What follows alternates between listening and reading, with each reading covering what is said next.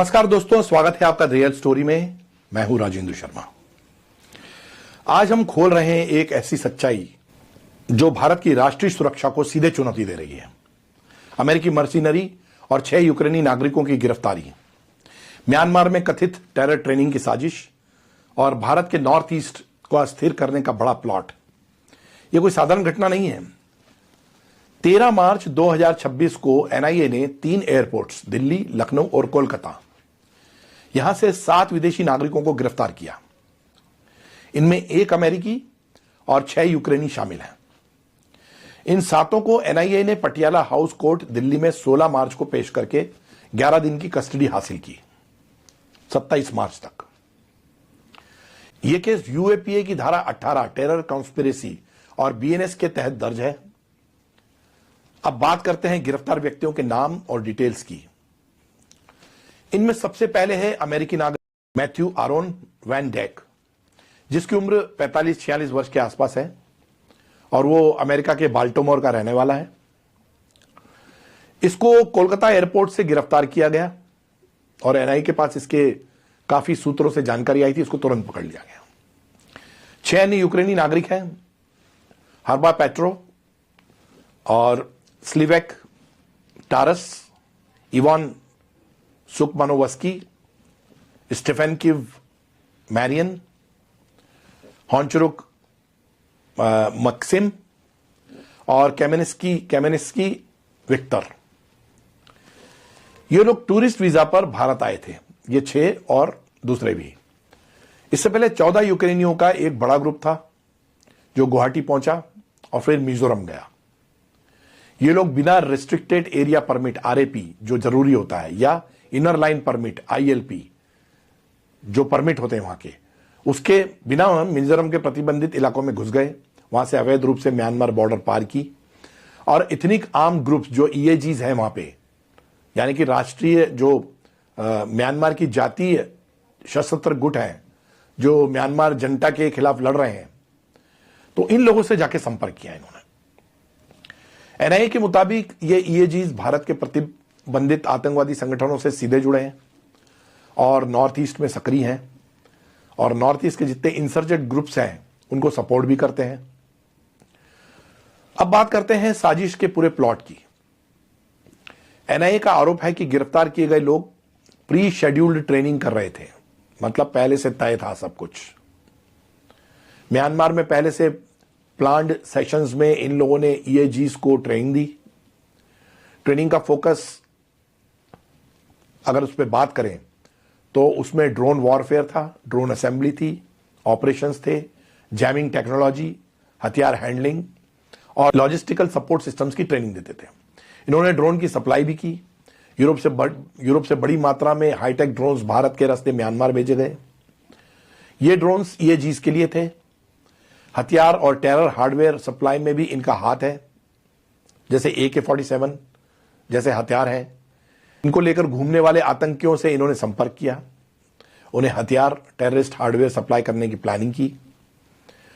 ये transnational network चला है और उसको लंबा खींच रहे थे। ये लोग ईएजीज को सपोर्ट कर भारत के प्रोस्क्राइब्ड इंसर्जेंट ग्रुप्स को हथियार, ट्रेनिंग और टेक्नोलॉजी दे रहे थे।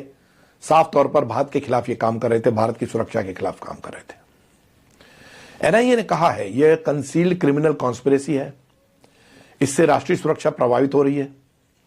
तो जब अदालत में उनको पेश किया गया तो अदालत ने उन्हें 11 दिन की कस्टडी दी, क्योंकि जांच शुरुआती स्टेज पर है और अभी बहुत सारी चीजें सामने आना बाकी, जैसे कि फंडिंग, इसका मास्टरमाइंड कौन है, भारत में इसके सहयोगी कौन है, पूरा रूट और नेटवर्क क्या है। तो ये सब करना बाकी है अभी एनआईए को। मोबाइल फोन्स और जो डिवाइसेस इनसे मिले हैं उसको सर्ट इनको भेजे गए हैं ताकि डेटा रिकवरी हो, उससे जानकारी हासिल हो। अब बात करते हैं मैथ्यू हैरोन वैन डेक की।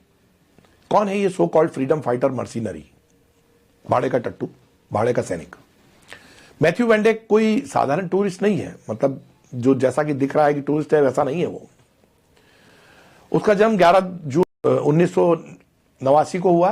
2011 में ये लीबिया सिविल वॉर में शामिल था और गद्दाफी के खिलाफ लड़ता पकड़ा गया। मैथ्यू 6 महीने सॉलिटरी कन्फाइनमेंट में रहा और फिर भाग निकला।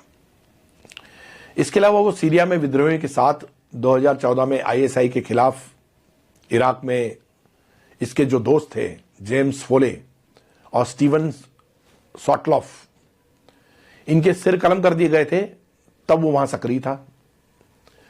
2022 से ये यूक्रेन रूस वॉर में शामिल था, एक्टिव रूप से यूक्रेनी फोर्सेस और सिविलियंस को ट्रेनिंग दे रहा था, काउंटर ड्रोन टेक्नोलॉजी पर उनसे बात करता था, उनको बताता था।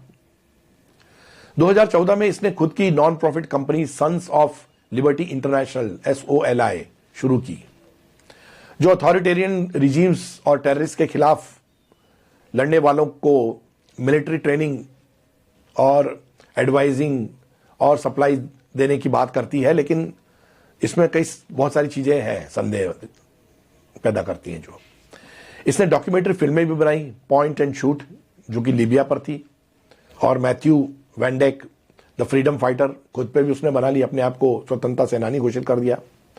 सोशल मीडिया पर ये खुद को सिक्योरिटी एनालिस्ट बताता है, कॉम्बैट वेटरन और मर्सिनरी बताता है, मतलब किराए का सैनिक है।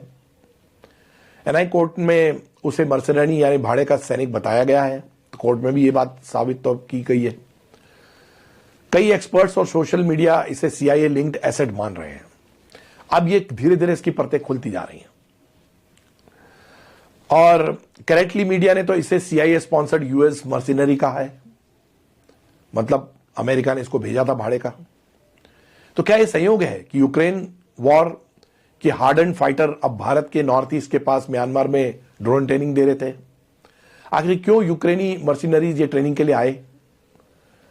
वहां की उनकी मौजूदगी सबसे बड़ा संदेह पैदा करती है, और भारत के खिलाफ, सुरक्षा के खिलाफ। यूक्रेन रूस वॉर ने कई भाड़े के सैनिकों को ड्रोन वॉरफेयर का एक्सपर्ट बना दिया है। एक्चुअली ये मर्सिनरी फॉर हायर है, और पैसे और संभवतः अमेरिकी सपोर्ट के लिए कुछ भी करने को तैयार रहते हैं। एंड्रयू कोरुपको जैसे एनालिस्ट पूछ रहे हैं, why were 6 Ukrainian mercenaries and an American one teaching drone warfare to Indian designated terrorists? ऐसा क्यों कर रहे हैं? वो भारतीय आतंकियों को क्यों ट्रेनिंग दे रहे हैं? जानकारी के मुताबिक ये सातों लोग NIA, IB और लोकल इंटेलिजेंस के जॉइंट ऑपरेशन में पकड़े गए हैं। ये लोग वापस लौट रहे थे, और उसी दौरान एयरपोर्ट पर ये दबोच लिए गए। इन्होंने मिजोरम के जो बॉर्डर थी, तो मिजोरम को गेटवे बनाया और रिस्ट्रिक्ट एरिया में बिना परमिट के घुस गए। वो सीमा इतनी पारदर्शी है कि वहां आम लोग तो जाते ही हैं, क्योंकि उनकी रिश्तेदारी है, तो ये भी घुस गए। ड्रोन्स जो है यूरोप से भारत के रास्ते यानी भारतीय टेरिटरी का इस्तेमाल करके स्मगलिंग रूट के रूप में हो रहा है, तो उससे ड्रोन्स लाए। अब NIA का फोकस कुछ खास बातों पर है। इस पूरे मामले की फंडिंग कौन कर रहा था, यूरोप से ड्रोन सप्लाई में कौन शामिल है, मतलब बगैर पहचान के तो कोई आ नहीं सकता।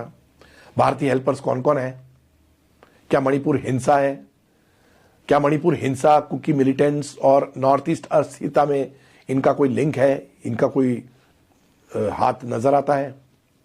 जाने माने लॉयर और राज्यसभा मेंबर महेश जेठमलानी ने सही कहा है, external enemy is expected but internal anti India force is more dangerous. Myanmar का सिविल वॉर भारत के लिए लैब बन गया था। इस पूरे मामले को लेकर डिप्लोमेटिक रिएक्शन पर बात करें तो बहुत ज्यादा रिएक्शंस नहीं आई हैं। हालांकि यूक्रेन ने प्रोटेस्ट नोट भेजा है, और यूक्रेन मीडिएटर ने नागरिकों की रिलीज और अनइम्पेडेड काउंसलर एक्सेस मांगा है। USA का रिस्पांस भी कुछ कॉशियसता था, we are aware of the situation, और उन्होंने प्राइवेसी का हवाला भी दिया। तो US ने बहुत ज्यादा कुछ नहीं किया। भारत के लिए सबक और खतरा ये बहुत बड़ा है। दोस्तों, द रियल स्टोरी यही है, म्यांमार सिर्फ ट्रेनिंग ग्राउंड था। असली टारगेट भारत का नॉर्थ ईस्ट है। Evangelism, illegal migration, ethnic clashes और अब हाई ड्रोन वॉरफेयर, इन सबके तार आपस में जुड़ते नजर आ रहे हैं। NIA की ये कार्रवाई जो है वो भारत रूस स्ट्रैटेजिक पार्टनरशिप का फायदा भी है। ये दिखाती है कि किस तरह से साथ में रहने पर बहुत सारी चीजें एक्सपोज होती हैं।